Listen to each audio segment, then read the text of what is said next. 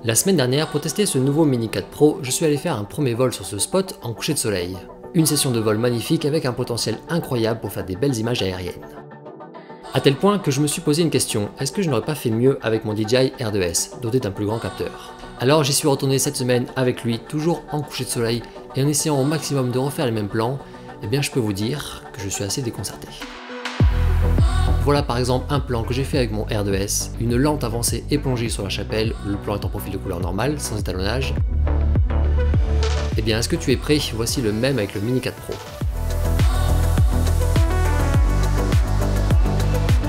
La différence est plus que saisissante à cause d'un seul et unique truc, le traitement HDR très poussé par défaut sur le Mini 4 Pro. Et ouais, je suis assez déconcerté parce que c'est à la fois bien plus spectaculaire mais aussi beaucoup plus contraignant car marqué. Entre ces deux appareils vendus par la même marque et qui sont séparés que par 2 petites années, eh bien le rendu de l'image n'a plus rien à voir. Regarde ces autres plans.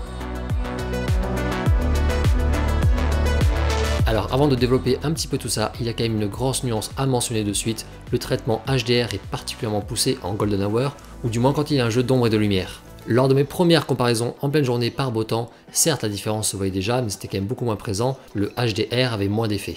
Mais voilà, en coucher de soleil comme ici, en particulier en fait quand le soleil n'est pas derrière le drone, alors qu'on pourrait penser avoir deux appareils qui produisent un petit peu la même image, d'un coup ici c'est totalement différent. Première chose qu'on va évacuer tout de suite car ce n'est pas vraiment le sujet de la vidéo, c'est la netteté, la précision des détails. Ici le R2S, peu importe les conditions météo, fait mieux que le Mini 4 Pro. Je ne sais pas si c'est le capteur plus gros qui engendre ça ou simplement justement le traitement d'image moins poussé qui dégrade pas le rendu, mais la différence dès lors qu'on passe en plein écran se fait bien sentir. Mais ouais, la réelle grosse différence entre les deux c'est donc ce rendu des couleurs et de la lumière. L'un traite ses images automatiquement en HDR, le Mini 4 Pro, tandis que l'autre, le R2S, non, c'est une image normale. Et il faut bien l'avouer que comme ça, quand je t'affiche d'un coup les deux images, tu vas trouver celle du Mini 4 Pro beaucoup plus spectaculaire, et celle du R2S bien moins saisissante à côté. Sur petit écran, là où la netteté importe moins, où la plage dynamique est bien plus décisive pour stimuler notre rétine, il y a fort à parier que la grande majorité d'entre nous préférions le rendu Mini 4 Pro. Le HDR est un traitement très efficace, souvent hypnotisant. Ce n'est pas pour rien qu'il s'est autant développé dans l'imagerie autour de nous depuis une bonne quinzaine d'années, à commencer par les photos immobilières et paysages. Seulement voilà, le HDR c'est un traitement d'image poussé, marqué. Il résulte d'une technique de prise de vue, ce n'est pas comme de la retouche post-prod par exemple, mais toujours est-il, le résultat est le même. L'image est traitée agressivement.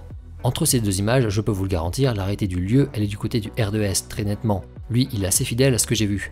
Et c'est ici qu'une première question se pose. Quel est le rôle d'une caméra? Que signifie une belle qualité d'image? Reproduire plus fidèlement ce qu'on voit ou alors régaler le plus l'œil humain? Ici, j'ai en réalité bien du mal à répondre, ça va dépendre de chacun. Dès lors, hormis l'approche liée à la netteté de l'image, dans ce genre de situation, il me paraît maintenant impossible de dire qui a la meilleure qualité d'image entre les deux. Ce que fait le Mini 4 Pro n'est pas vraiment possible avec le R2S et vice versa.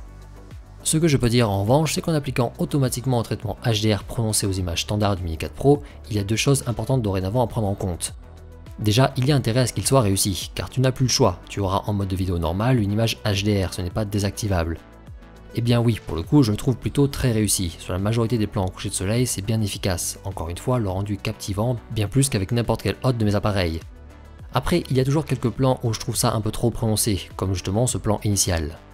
Ce qui nous amène au second point, et si, selon certains projets ou selon mes préférences, il y a des moments où je souhaite un rendu naturel à mes images. Je ne souhaite pas qu'elles aient un style en particulier, HDR dans ce cas-là. Pour ne pas se différencier des autres si par exemple les plans aériens font partie d'un tout. Eh bien ici, ça peut devenir problématique. Heureusement, le Mini 4 Pro propose un profil de couleur flat, le D-Log, qui va te permettre de faire ce que tu veux, y compris de retrouver un rendu qui te semble plus naturel. Mais voilà, cela exclut malheureusement tous ceux qui ne comptent pas devenir qualifiés en étalonnage et qui veulent simplement filmer facilement. Le profil D-Log rendant la post-prod plus complexe, car retouche couleur travaillée obligatoire.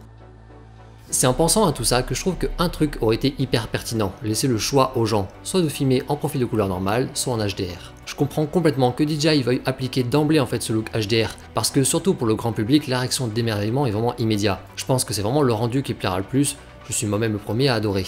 Simplement, ça nous oriente un peu trop dans une contrainte artistique, on va dire, un peu comme si un peintre devait forcément faire une aquarelle. Tout simplement, une petite option désactivée HDR aurait rendu vraiment l'équation parfaite. Parce que ouais, au final, je trouve maintenant l'image du R2S plus terne, pas assez éclatante par rapport au Mini 4 Pro. Et en même temps, celle du Mini 4 Pro, je la trouve parfois trop traitée, pas assez naturelle. Et entre les deux, mon cœur balance.